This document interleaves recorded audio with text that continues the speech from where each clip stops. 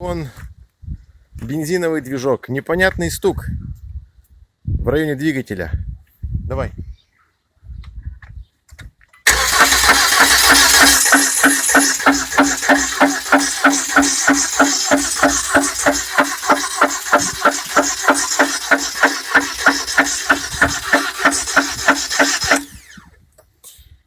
Может, кто-то сталкивался с похожим? Ума не привожу. Сука, что может греметь, блин? Заранее спасибо.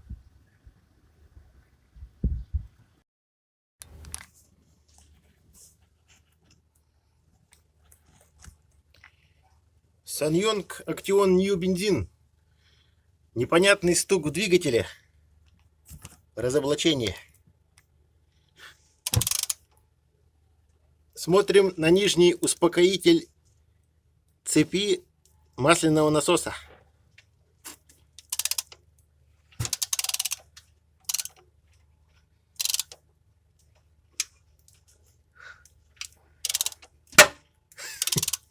Вот сука вот. В общем, ребята, ситуация в следующем. Оказывается, после демонтажа башмака и попытки прокрутить со звездочки шестерни, и между цепью выпало вот это вот кусочек. Видны следы от того, что там шестерня в нее вгрызалась. Вот. То есть, по всей видимости, это кусок верхнего успокоителя, который при замене по гарантии, когда цепь перескочила в авторесурсе города Сыктывкара, нерадивые мастера не стали доставать из картера. И, видимо, при резком маневре, плавая в масле, он туда попал. И его туда вдавило. Что было причиной